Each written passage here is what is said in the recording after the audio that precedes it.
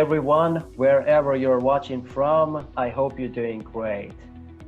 And this is Donald Keith, founder and CEO of wingedhuman.com and outsourcinghelpers.com. Welcome to Business Intelligence and Business Networking Podcast. Have you ever been hacked? Well, I know it feels terrible. Can we do something to avoid getting hacked? Well, let's know that from our today's guest, Josh Light, who is the owner and chief hacker with greenknightdigital.com. Well, just to talk a little bit about him, he's been helping a lot of business professionals to avoid getting hacked all this while. And not only that, he's been a computer enthusiast and a military veteran and a trained investigator. Josh, all to you.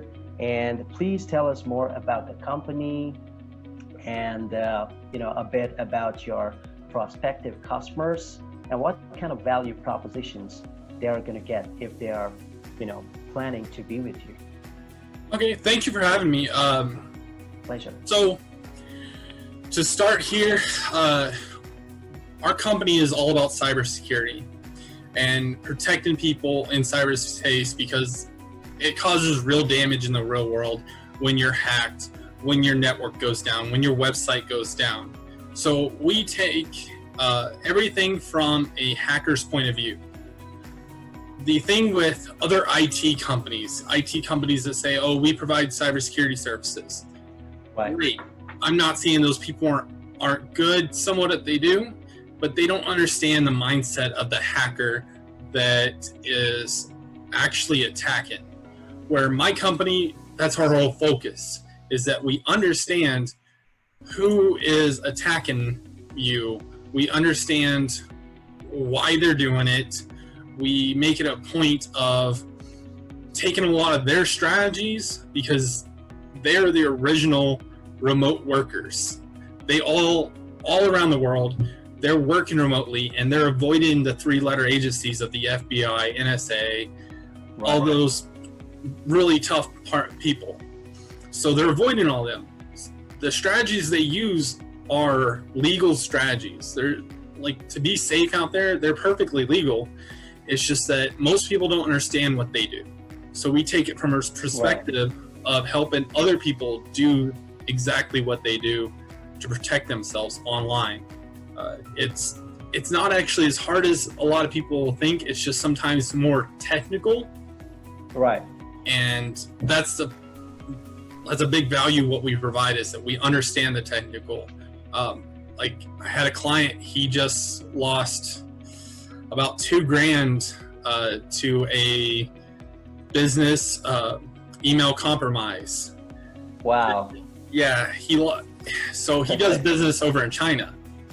Oh, okay. And oh my God. Yeah, he regularly sends money to manufacturing companies over there to manufacture products for him, which this is normal business for him. He's usually sending a lot more than $2,000. Thankfully, he only lost $2,000. For me and you, that's probably like, oh crap, I just lost $2,000. But for him, it wasn't as big a deal. But what had happened was that this is the first time he used this supplier. Well, this supplier had already been hacked. The supplier did not know they were hacked. They didn't know that somebody was intercepting their emails. Well, when he sent, he replied saying, hey, I'm not going to do the credit card payment. The fee's too high. Just send me your wire information. I'll wire you the money. They said, okay. The company says, okay, here's our wire information. And he's getting ready to go. Well, about 5 minutes later, he gets another email saying, hey, disregard those last wire instructions. We sent you the wrong ones. Here's the right one. Well, my client doesn't know that this is a type of attack. So he's like, okay, they sent me the wrong instructions or something. Let me just go with the new ones.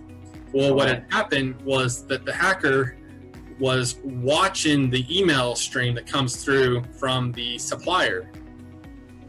And when they saw that wire banking instructions were coming through, they said, oh, here's our opportunity to send disinformation and get them to wire us the funds. So my client, without realizing, just transferred the money because he thought it was legit, because it's coming from the email. It's coming from the Google server that it should be. So Google's not flagging this email. Google's not saying, hey, this is wrong. They're saying, okay, somebody from Nigeria just has access to this email and is able to send email. It's all fine. So somebody in Nigeria had hacked the company in China and was intercepting an email and sending it out for them. And it's called a business email compromise. It's become a really common attack in the post-COVID world because you have a lot of more remote workers, and these remote workers don't know what's going on, but they are supposed to wire money and do transfers and pay bills, and they don't stop to say, hey, let me verify this information. So yeah, we take it from a very interesting perspective. When I started this, I kept getting it, the whole thing behind Chief Hacker is that I kept getting accused of being a hacker and hacking people, because I was trying to go with consultant, cybersecurity consultant and stuff, and people just kept accusing me of hacking them. And I had so many people just into conversation, because when I showed them what I did or talked about my business, they're like, oh, you're gonna hack me, bye. I'm like, what are you talking about? I'm not gonna hack you. I'm here trying to help, tell you what I do, and so people kept accusing me of being a hacker. And well, there's nothing wrong with hacking itself. There's just different types of hackers. There's criminals that don't deserve the title of hacker, in my opinion. And then there's hackers who just want to make things work differently and manipulate the system. Well, everybody kept just accusing me of being a hacker and everything like that, because I tried to lead with cybersecurity firm and everything like that, but I kept getting accused of being a hacker. So I said, forget it. I'm just going to own it. I'm going to just say we're hackers who help secure you from from criminals, because that's what they are. They're criminals. Right. Yeah, I just kept getting accused, so I just had a spirit. I'm going to own it. Do you still get trolled because of that designation, Chief Hacker, or now people start understanding you? I mean, it's really intriguing, Chief Hacker. People might not really connect to it, thinking that someone is trying to, show off their hacking skills, because in today's world, people, look up to the hackers. The young folks, they look up to the hackers. I mean, I've heard kids talking about, what, I want to be a hacker. So, people, mid-aged people might get scared. Oh my God, this could be someone young, and this guy knows hacking, and I'm gonna be off. So it's actually became quite novel. People I meet and people I talk to, they're like, really? Tell me more. Because the way so everybody, if you're in business, you have that 30-second elevator pitch. 30 seconds elevator pitch. So what I say is, hello, have you ever been hacked before or know somebody who has? Well, I'm your friendly neighborhood hacker. I secure business professionals. It's all about, I feel like we're putting a real spin on the definition, because in the 90s, the media ran around with the term hacker. Before the 90s, hacker meant innovation, people that were making computers do new and creative things. And then in the 90s, because some idiots started doing criminal things with computers, they started branding them as the bad guys are hackers. Most of the bad guys out there, they're not real hackers. They downloaded a script off the internet, or they downloaded a software and they just got you to click on it, or they manipulated you or did something else. That's not what a real hacker does. A real hacker is looking at, hey, how can I make this do something different? how can I'm hacking security. I'm trying to figure out how to make you more secure as a professional and what you're doing. That's the whole goal. And when I say I'm a hacker to people, people are like, wait, you do what? How do you? They're more intrigued now. I actually had some business coaches that told me, hey, you should not lead with hacker. You shouldn't say anything about it. But I'm like, it really seems to be working because people are like more receptive if I just lead with that, because if I try to lead with privacy and security consultant and online, people will just assume I'm trying to hack them. I don't understand it, but it works for the most part, and people are interested. I get jokes from people like, oh, you're gonna hack me, but they find it funnier, and it's not really, or like when my internet starts to shake like everybody's does, oh, the hacker got hacked. Are these antivirus softwares that we get on our computers are no good to us? They're good. Okay, there's nothing wrong with an antivirus. Everybody that is using Windows should have an antivirus. If you're using Windows 10, Windows provides an antivirus. I can't remember the name of it now. I always forget it. But there's an Norton? Say again? McAfee? McAfee and Norton. Some of them are on there. Norton, I actually personally dislike Norton because back in the day, I was putting Norton on computers, and man, that thing was more like a virus in itself. Right. Okay. So, I heard that story. Yeah. That's true. But Windows already has a antivirus. Windows 10. Any of the prior versions of Windows, I can't speak for that, but Windows 10 already has an antivirus on there, which is a really good antivirus. So if you have that, you don't really need McAfee, Norton, or Avast, or AVG, or any of those.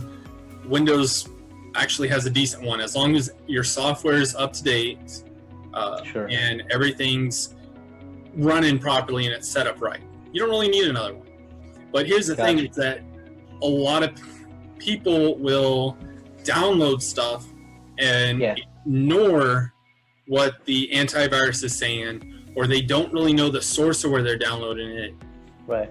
Or they've been hit with a social engineering attack where a very common one that was happening for a long time was somebody would click to some website and then it would say, oh, your computer is something, jump on a call and we will fix this for you.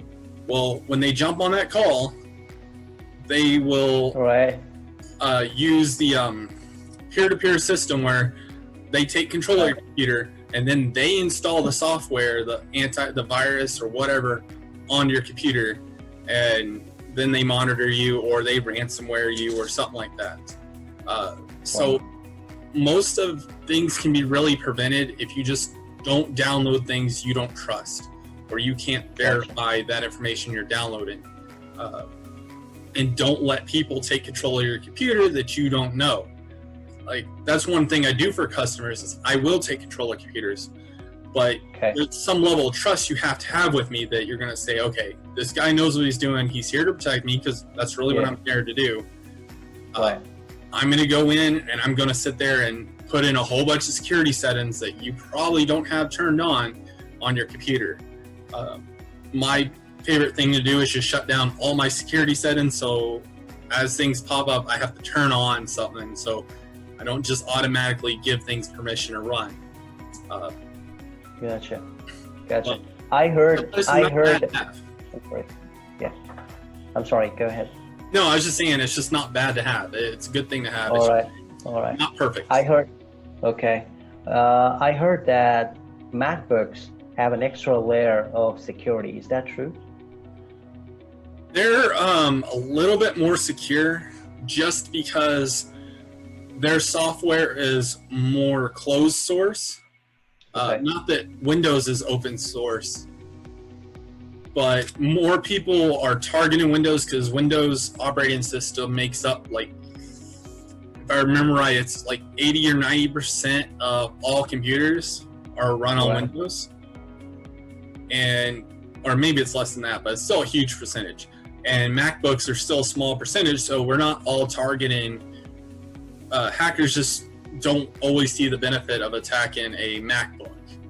There's a better way of targeting the masses versus the the minority of people that use MacBooks or Linux. Gotcha. So there's a lot more threats built for Windows than there are for MacBooks. Gotcha. Next question would be like, who is going to be your ideal customer?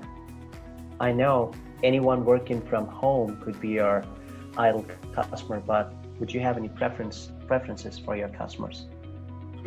Right now, I have a consultant client. I have a lady that runs a cleaning business, but my ideal client would be lawyers, because I really understand where the sensitive nature of what lawyers are doing. I did law enforcement some in the military, and when I got out the military, I did more investigative stuff for the federal government and other things like that. And for lawyers, they're really dealing with people's sensitive information, and they might not know what they're doing because they are a target. Right. Because people say, oh, it's a lawyer. Doesn't matter if you are the poorest lawyer out there. A hacker is going to go, oh, hey, I see a law firm. They look like they have some money. This guy's probably got some money. They charge $200 to $300 an hour anyway. So they're going to be able to pay me if I hack their computer and install ransomware. They're going to pay me for this, which I never recommend anybody pay for ransomware. Gotcha. But the reason I want to work with lawyers is because their clients, I'm also trying to help protect their clients, protect their business, and then protect their clients at the same time. Right. Got the idea. So any other businesses apart from law firms or lawyers? I mean, really, I can work with anybody that's dealing with sensitive information, or even if you're not dealing with sensitive information, right? You just don't want to be hacked. You don't want to worry about who's targeting you. If you're a hard target for hackers, you're just going to be overlooked. A lot of these hackers are just going to be, oh, this is not worth the time. There's an easier target down the road. I'm going to go hit them. It's the same concept of leaving lights on in your house. The robber's going to less likely target your house because there's lights on. Than going down the street and saying, oh, no lights on, more likely nobody's home. Let's go hit this house. Gotcha. So all these nowadays, with whatever is going on, like a lot of people getting online businesses, and they prefer to hire someone overseas, someone in Philippines or India or maybe Pakistan or Bangladesh, someone like that for cost benefits. Do these business owners have to be extra careful, or deal with someone like you, or maybe purchase a licensed version of antivirus to be able to communicate with their overseas employees, or they can simply go with the trust? So my first thought is, if your overseas employee won't get on a Zoom call, or they won't get on a video call with you at all, don't do business with them. If you can't see them, that's the first red flag. I'm not saying don't, because honestly, I think being able to do business all over the world is the greatest thing of the internet. Yeah. But if that other person won't jump on a Zoom call with you, be suspicious, because that says that they are potentially hiding something from you. And you don't know what you're going to get out of it. That's the thing, just transferring between email, it's not the safest thing. If you're working with me And I have done some vet-in processes for other people in the past. I have many ways I can vet somebody. Okay. Like when they send an email, I can trace that email back to where they say they are. Okay. Or doing just other practical research. Do they have a social media platform? Are they on Facebook? Look at their Facebook profile. Does it look like they're, even if you can't read the language that's maybe written in, does it look like a legit profile? Do they have a legit looking Twitter profile? Gotcha. Just also going through a service like Upwork, freelancer.com, or some other service that goes through the process of verifying the people for you goes a long way. Of course, those services take a cut and everybody wants to hire directly sooner or later. Nothing wrong with that. I think it's great to hire directly, but maybe in the beginning, going through a service like Upwork, and then once you've developed more trust with them, taken outside of that if you want to, or you can go through Upwork, whichever works best for you. But verifying who they are, it's just, if they're not willing to jump on a Zoom call or any other type of call where you can look at them face to face, for the most part, I wouldn't do business. Gotcha. So what are your service fee? What are your charges basically? How do you charge your customers? Well, because I just went through the website, so it doesn't tell me about the pricing, or are they like customized pricing? So it depends on what you're needing. If you're looking for website security, like you want me to manage your WordPress website, the security wise, I have 3 tiers. The bottom tier is like $60 a month. The next one up is, I believe, $150 a month. And then the next one's a complete custom price, it's a year-long package. Now, if you want to work on just a base level of like, hey, I just need somebody to be in my corner of, I shoot you an email because there's something wrong here or something's going on. Right. It really varies depending on what you're doing. I used to have a set price, but I keep running into everybody, even though that maybe I'm not providing a top tier level offer. Right. Top tier level offer, I'll tell you, if you want, which is my Hacker Bodyguard package. If you go to the remote work support, cybersecurity support, that starts at $10,000 a year. Okay. That's, I am the guy over your shoulder. We are doing everything to keep you secure. I am like the guy in the black suit standing there with you in cyberspace. That's pretty much what that's like. Gotcha. The other ones are more of, I'm helping you set up your network in a more secure manner. I'm going through your email, making sure security settings are there. I'm pushing you to change your email and move something from maybe Google or Yahoo or AOL. Right. The other one's more of we're going through and fixing your security. It really depends, but I think the base level, we're starting at $2,000 a year. I only do year packages because if I do a month-to-month transaction with people for that type of support, I don't want to leave somebody out in the dark. Like, if you just stop paying me that month to month, and because I've been helping you keep this secure, then all of a sudden this security just drops off the base and now you're a wide open target and somebody has been stalking and waiting for you to make a slip. I can't do that to somebody, so I have to do a year-to-year basis. Year to year. Yeah. And the base is 2,000. Base price is 2,000. Yeah, its base price is 2,000 for the year. Okay. And it depends on what you need. If you need more, the price goes up a bit. But it really depends on what you need. Gotcha. And the top tier price is $10,000 for a year, but that's Gotcha. like black suit bodyguard type deal. Gotcha. I also offer cybersecurity training, which for a lot of people, if you got cybersecurity training, that would make probably a world of difference for you while you're on the internet. That's a lot cheaper. How much is that? Well, for an individual, $9 a month.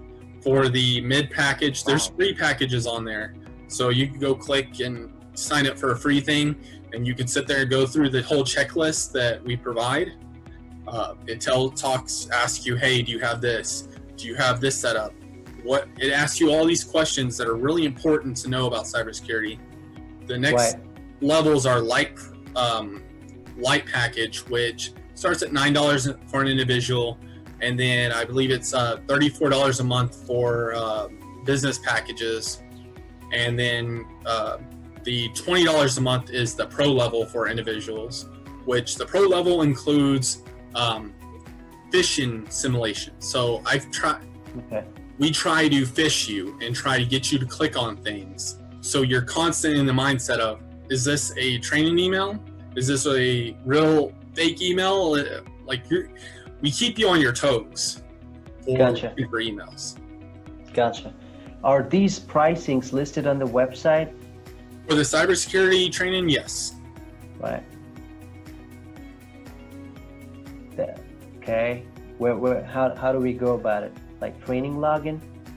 Yeah, if you scroll down on the front page, there's a couple sliders there that just have it has the services. You should see something like remote support for cybersecurity remote work, hacker audit, and website security management. Yeah. So you can see my website from here? Right. Yep, I can. All right. So main website, cybersecurity from a hacker's point of view. And you go down here, we have remote worker cybersecurity, cybersecurity training, WordPress security management, and a hacker audit. Gotcha. The hacker audit is not an attack. We're not attacking you. I like to make this distinction. It's more of we're going through and doing there's 3 phases to a hacker attack. The first phase is picking the target. So because you cut somebody in line, or because the hacker wanted to attack you, because you were an easy target, you were selected. It's selection's first phase.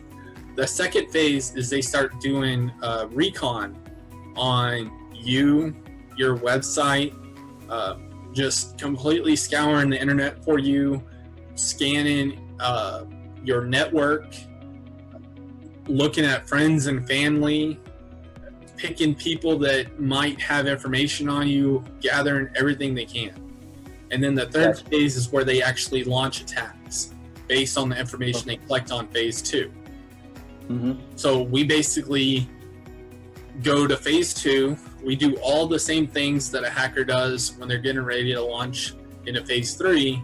We just basically do the entire phase 2 and tell you, hey, look, this is what we would do if we were going to attack you. If somebody was going to launch a phishing email, well, we'd use all this information to build a phishing email that you would believe here. And we tell you exactly how to fix everything. Gotcha. Right. So do you guys have something called something like on-demand services? Like, let's say someone doesn't want to commit to you for a year or a month. Month is for the training, I understand, but for a year's time, and someone ran into a problem and they come to you through us, through anybody, and do you have something called as on-demand service where you charge them as per the problem that they ran into? Yeah, we charge an hourly fee. So first thing is, if you go at the top of our website, there's appointments. So you want to go and book an appointment with us. All right. You can see here, free consultation. All right. Don't like to leave anybody hanging out there if you just need help. We offer a free 30-minute consultation where you can ask us any question. Wow. That's cool. I'll tell you how to fix it. And up until where I actually have to either take control of your computer or I actually have to do more work than just sit here and tell you how to fix things, right, I don't charge. I don't think there's any point in hiding information when you could just not go to me and try to find it on the internet. I'd rather just tell you the accurate information for your unique point and issue. But if you do want me to do work, we charge $100 an hour for actual work. Gotcha. Okay. So now we ran through all the packages that you have. Want to know, are we missing anything on the packages front? No, I mean, let's see here. We went over pretty much everything. My favorite thing is the training because it's the easiest thing to get. If you can get training and you get the knowledge of cybersecurity just on your own, or even if you don't come to us, it's more important to me that you know what you're doing and you're not going to be a victim just because you didn't have the 10 grand a year or whatever, or any money at all. I'd rather you spend $9 a month and be really educated about what you're doing. So yeah, that helps to put that on your resume as well, I guess. Yeah, I mean, you can say I know what I'm doing cybersecurity wise. I've completed training. I complete a monthly training.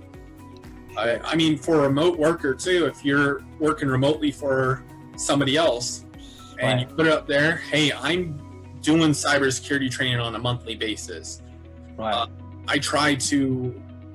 would love for people that say a virtual assistant to come to me and say, hey, I want to get more secure. I want to make sure I'm handling all my clients' information securely. To come to me and say, hey, I want to do that. I would love to help them because they're being proactive about it. And that, in my mind, that's my ideal client, because somebody that wants to help other people. I had a client, she was nervous about moving into our hosting service because she was worried that what if she can't pay us the $60 a month anymore? And I told her straight up, like, look, I would never just kick you off. What you need to do to make sure you're secure on your side is keep control of your domain name and just point it at us, and we'll give you backups. I'm here to help you, period. And even if you decide, hey, I can't pay this every month, I told her, I was like, look, I'll drop down to base level hosting for you. We'll take the security stuff out. Well, actually, I won't take it out. I'll just show you how to manage it yourself. Sure. And I'm not going to just ditch you. I'm not going to just drop you on the side of the road. I could never do that to anybody. And my business will never do that because we are always going to keep people first. And it's about taking care of people. I started this to protect people online because, let's face it, there's no such thing as 911. Somebody hacked my website. Call 911. Yeah, they're going to roll their eyes and say, there's nothing I can do for you. So it's all about protecting people and treating people with dignity and understanding that they need help out there. They don't have anybody. The FBI doesn't care unless you lose like $1 million. And yeah, it's about helping people. It's not about screwing people over by just dropping them. Yeah, pretty much. What an humble approach to business. I mean, I would say this is real support in today's time. It is very important. I guess people often ignore this part until they run into one, so I believe the training part of your business is going to be like given to most of the entrepreneurs, with a growing number of entrepreneurs getting online to set up business, knowing not what to do and what not to. So I guess they pretty much would be interested in courses like this. Yeah. That's why we offer the cybersecurity training at low price. It's because we would rather you be protected. So Josh, what are your future goals with regards to this business out? Are you planning to scale the business up? I do want to scale up, but we are going to limit certain parts because we are so people focused. I never want this business to become where one thing I hate is like all the automation tools that people are selling out there. You bought the right thing. Everything. Buy stuff and get all these automated tools. That's not what we're about, because it's about the people. So we'll never get where we're just. I plan to never get in so big. I'm hoping other people start the same type of business. I might start other parts, but right now, once we get to a certain level of this business, unless I can bring on more quality people, like the people I already have, we're not going to get to the point where we can't be people first. It's always going to be people first. I'll put a cap on it. It's not about the money.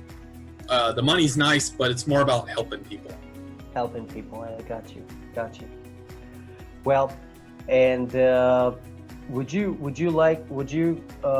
in the future, if you have to, would you collaborate with other businesses to get to a point to cater to a huge audience who would want to get trained on the courses that you provide? Would you have something in mind like this, like providing this course to the masses? Yeah. So there's a lot of cybersecurity training out there already, but we already work with other companies like digital marketing companies. One of our big partners right now, they do digital marketing. They build websites using WordPress, and they do everything. They're one of our biggest partners. We help them with all security matters. Comes to encrypting emails. We are more than happy to work with another business to make sure their clients get helped. We're more than willing to partner with other people to get things done. Awesome. Well, Josh, it was really nice talking to you, and I hope I didn't make you uncomfortable asking you some really insane questions there, but I wanted to just educate the people about this one thing. It really is the need of the hour. I guess people really need to know about the security, and how can we get to it? There is someone like greenknightdigital.com that can really help you if you ever run into a problem like this. Josh, thank you so much for your time. Thank you. Ladies and gentlemen, you now know who to reach whenever you get hacked. We were just interviewing Josh Light, Chief Hacker with greenknightdigital.com. Yes, that's what he loves to be called, Chief Hacker. All right. Thank you so much for listening to this Business Intelligence and Networking podcast. All right. We'll look forward to seeing you around. Until then, please stay safe. Thank you.